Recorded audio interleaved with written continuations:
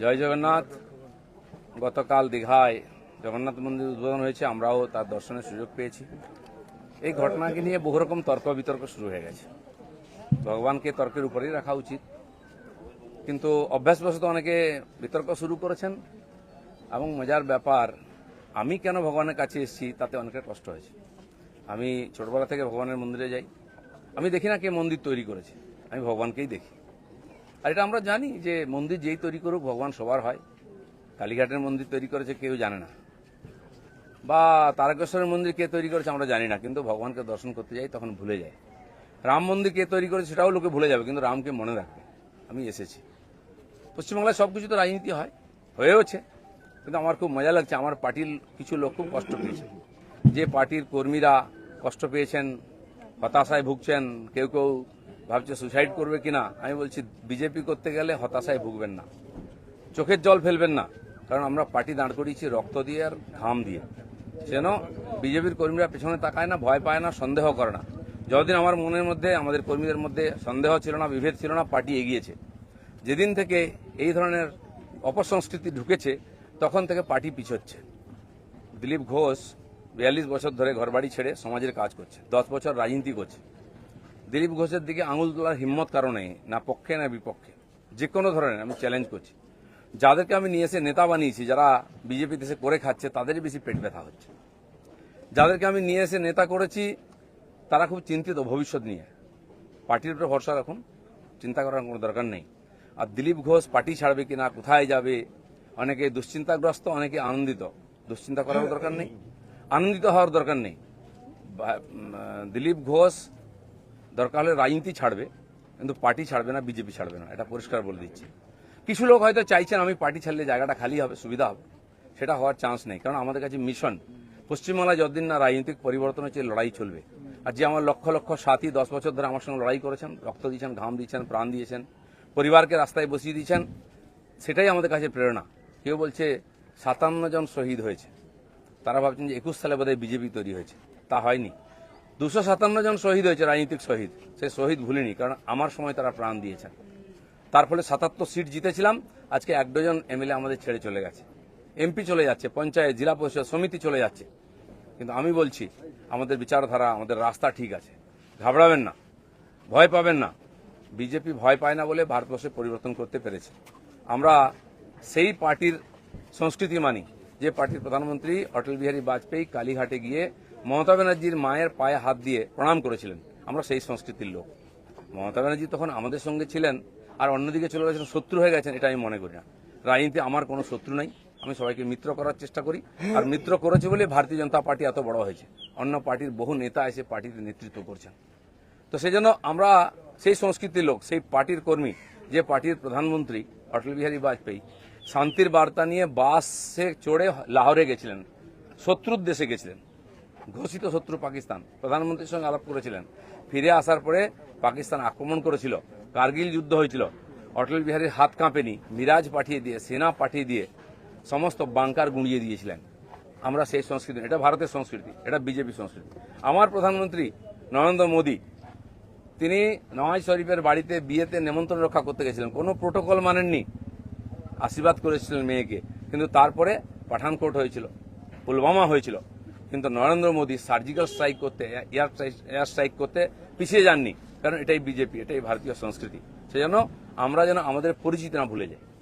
আমার পাড়ায় বিয়ে হচ্ছে টিএমসি নেতার বাড়িতে, সে টিএমসি করে বলে তার বাড়িতে আমি বিয়েতে যাব না।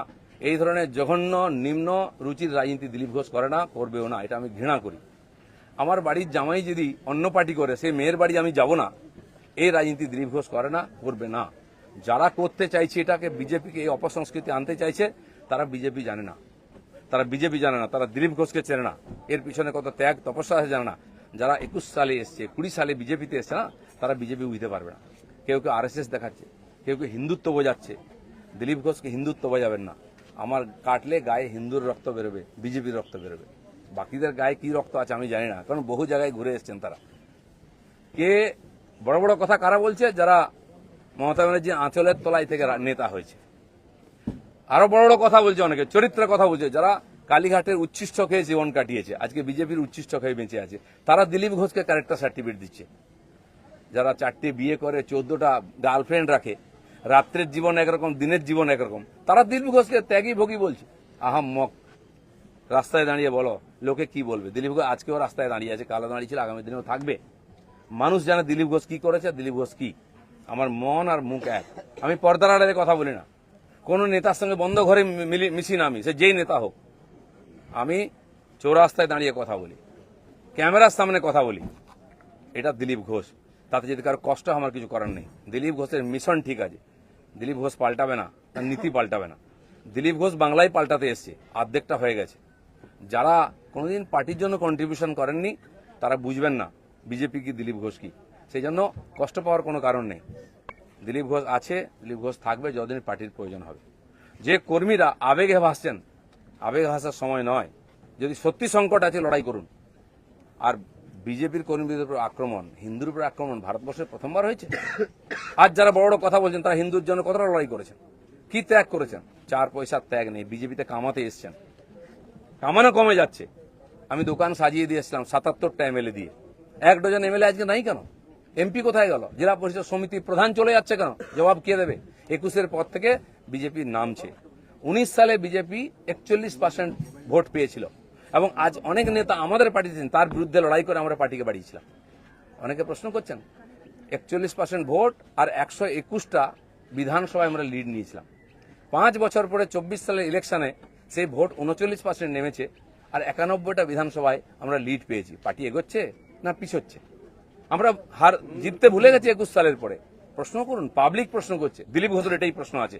যারা আমাকে প্রশ্ন করছেন আমি তাদের দিকে প্রশ্ন করছি। আপনারা তো নীতি শেখাচ্ছেন, রাজনীতি শেখাচ্ছেন, হিন্দুত্ব শেখাচ্ছেন, কি দিয়েছেন সমাজকে? কেন পার্টি নেমে গেছে? 250 লোকের প্রাণের বিনিময়ে যে পার্টি দাঁড় করিয়েছিলাম সে পার্টি কোথায় আজকে? কেন হারছি আমরা? কেন লোকে ছিচিৎকার করছে? আর এই দালালরা যেদিন থেকে পার্টিতে এসছে বিজেপির গন্ধও চলে গেছে, বিজেপির স্বাদও চলে গেছে। লোক বিজেপির ভরসা করতে পারছে না। তাই ভরসা ফিরিয়ে আনার জন্য লড়াই করুন, নাটক করবেন না। রক্ত দিয়েছি আমরা, ঘাম দিয়েছি, তারপরে মানুষের বিশ্বাস জিতেছি, মানুষের আশীর্বাদ জিতেছি। দিলীপ ঘোষের তো লড়াই জারি আছে। আপনারা ঠিক করুন কে কোন পার্টি থেকে লড়াই করবেন। দিলীপ ঘোষ পার্টি পাল্টাতে আসেনি, পশ্চিমবাংলাকে পাল্টাতে এসেছে। ধন্যবাদ সবাইকে। মমতাজি জিন্দাবাদ, জিন্দাবাদ, জিন্দাবাদ। বাংলার মুক্তিযুদ্ধ মমতাজি জিন্দাবাদ, জিন্দাবাদ, জিন্দাবাদ। মমতাজির নেতৃত্বে আমাদের সংগ্রাম চলছে চলবে। মমতাজি জিন্দাবাদ, জিন্দাবাদ, জিন্দাবাদ। দিলীপ ঘোষকে স্বাগতম, স্বাগতম, স্বাগতম। তৃণমূল কংগ্রেসে দিলীপ ঘোষকে স্বাগতম, স্বাগতম, স্বাগতম। দিলীপ ঘোষ স্বাগতম, স্বাগতম, স্বাগতম। তৃণমূল কংগ্রেসে দিলীপ ঘোষকে স্বাগতম, স্বাগতম, স্বাগতম। মমতাজি জিন্দাবাদ, জিন্দাবাদ, জিন্দাবাদ। মমতাজির নেতৃত্বে আমাদের সংগ্রাম চলছে চলবে। মমতাজি জিন্দাবাদ, জিন্দাবাদ, জিন্দাবাদ। বাংলার মুক্তি সূর্য মমতা বন্দ্যোপাধ্যায় জিন্দাবাদ, জিন্দাবাদ, জিন্দাবাদ। মমতা বন্দ্যোপাধ্যায়ের নেতৃত্বে আমাদের সংগ্রাম চলছে চলবে।